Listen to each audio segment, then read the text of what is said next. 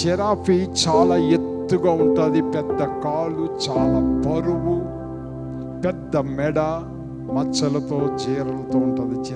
Giraffe ఒక బిడ్డను కన్నదనుకోండి, ఈనిన వెంటనే ఆ యొక్క బరువైన ఆ చిన్న బుల్లి జిరాఫీ అలాగ పడిపోయి ఉంటుంది. ఈ బరువైన కాళ్ళతో, ఒక్కొక్క కాలు ఇంచుమించు 70 కేజీలు ఉంటుంది, దానితో భయంకరంగా తన బిడ్డను తన్నుతుంది. ఇప్పుడే భూమి మీద పడిన ఈ బుల్లి జిరాఫీ ఆ దెబ్బకి ఠక్ మళ్ళీ వేస్తుంది. ఒక్క దెబ్బకి మళ్ళీ పడిపోతుంది. అది పాపం చిన్నది కదా, పడ్డా దాన్ని చూసి మళ్ళా గట్టిగా తన్నుతుంది.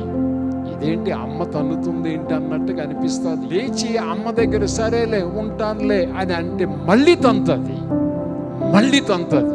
ఈ దెబ్బలకి అమ్మ మనసేమిటో తెలియక, ఎందుకు తన్నుతుందో తెలియక, ఇక అమ్మ దగ్గర నుంచి పరిగెడుతుంది. తన పొడవాంటి మెడతో మళ్ళీ విదిలిస్తుంది అమ్మ. ఈ బుల్లి జిరాఫీ మళ్ళీ పరిగెత్తుకుంటూ వెళ్ళి నెమ్మదిగా మళ్ళా పరిగెత్తి మళ్ళీ దగ్గరికి అమ్మ దగ్గరికి వస్తుంది. అప్పుడు అమ్మ తన నాలికతో తడుముతూ చక్కగా ముద్దాడుతుంది. అప్పుడే కన్న బుల్లి జిరాఫీని. ఎందుకు అని దాన్ని జాగ్రత్తగా పరిశీలిస్తే, జిరాఫీ మాంసము చాలా మెత్తగా సున్నితముగా ఉంటుంది. సింహాలకి అది చాలా ఇష్టం. దొరికితే జిరాఫీ మీద పడుతుంది సింహం. ఇప్పుడు తల్లిగా ఆ జిరాఫీని, ఆ తల్లి బిడ్డను కాపాడలేదు కాబట్టి తనకు తాను కాపాడుకునేటట్లు, భవిష్యత్తులో అపాయాల నుంచి తప్పించుకునేటట్లు, పరిగెత్తేటట్లు తన్నుతుంది.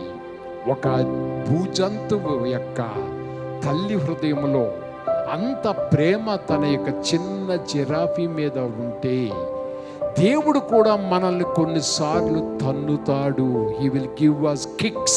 ఆ తన్నబడడానికి కారణం, పడిపోయిన నీవు పరిగెత్తాలి ఈ యొక్క పందెపు రంగంలో అని మళ్ళా తన్నుతాడు. ఒకే గురి, మళ్ళా నీవు ఆ తండ్రి దగ్గరికి రావాలని, ఆ దేవుడి దగ్గరికి.